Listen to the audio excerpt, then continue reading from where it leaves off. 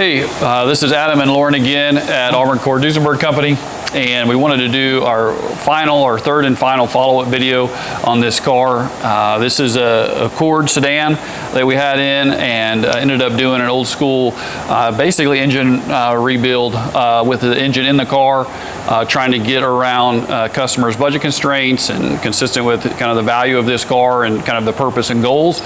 This being a driver 1937 Accord, and so wanted to just kind of give the, like I said, follow-up video showing kind of what the results were, what we ended up with, if we're pleased with it or not, and maybe give a little, again, a further explanation of what we did and why we think it worked, and what our expectations are for the future.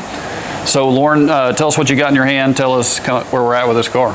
So basically one of the big problems that we had with this car was we had a valve stuck closed, and took a little bit of investigation to figure out why. But once we got the intake and heads off of it and everything, we figured out that one of the rollers on the cam followers, or some of y'all may call them a lifter, had come out, had worked its way out. And I know in previous videos, some people were saying that it shouldn't come out because there's constant tension on it. But on these being a solid style valve train, you do have lash within the valve train, which is what this top part is, where you can adjust your lash. So there is a moment in time where there isn't any tension on this little roller. But the shaft, we did find out that this engine had been modified on the inside at some point in its life. It had some aftermarket shafts put in. So what we did was that shaft had just slipped out a little bit, had too much of a loose tolerance. We ended up knurling the shaft, which expands the metal, and basically pressing it back in while it was in the car, and it ended up working out great. Locked the roller in real tight, valve's operational, works great, sounds great. We're pretty pleased with the outcome, considering we couldn't completely tear the engine down. Accord, these are the cam followers, or you can call it a lifter, either one. Kind of not traditional for the time, but there was a shaft that this rode on. Your cam would ride actually on this side. Your lobes would push here, and that's what would open and close the valve.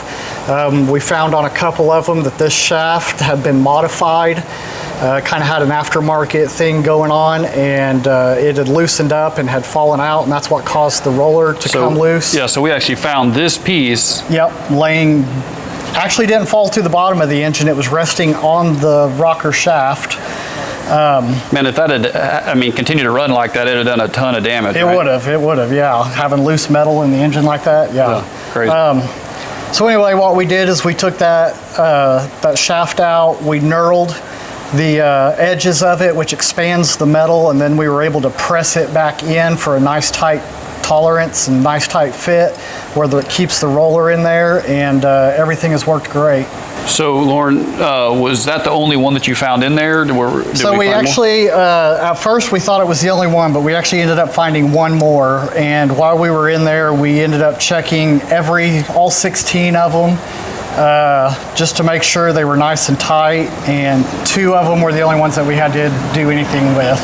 Okay, good. So you feel like this is going to be a long-term solution? I mean, obviously we'd like to pull it out of the car, redo everything, but in this case, like I said, kind of an old school job on it, but a creative way to kind of get it done and get it in an economical kind of way. But you feel like it's going to be, a good solution for them? Old school technique, but it works. It's worked for years, decades. Like I said, kind of an old school trick you can do to expand metal, make it have a tighter tolerance. Like I said, we're pleased with it. We've run it several times, driven it, no issues. Yeah, multiple test miles on it at this point. Yeah. So we feel like the car is ready to go, it's ready to drive, ready for customer delivery, and I think it'll be a great car for him. Get this back on the road, get it to the shows, out for a Sunday drive. Yep, absolutely. All right, well, let's. Why don't we go drive it, test it, see if it'll work.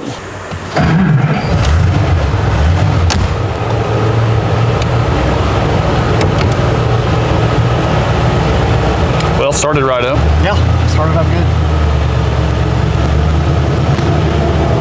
So how did you discover that piece was that pin was coming out? We had it running at one point, and then started backfiring through the carburetor really, really bad. And we thought a valve was stuck open, like maybe an exhaust valve, and exhaust was getting back up through the carburetor. Well, it was kind of close to that.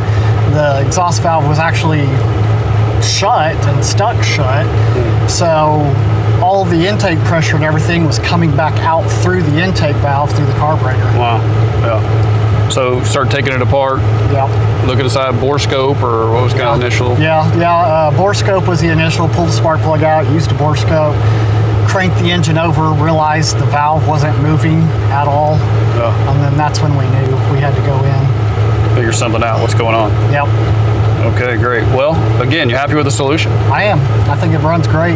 Yeah, I think the customer's going to be super happy with that. We're able to, in an economical way, to get a great car, iconic car, back on the road, ready for the parade route or Sunday afternoon drive. Absolutely. That's great.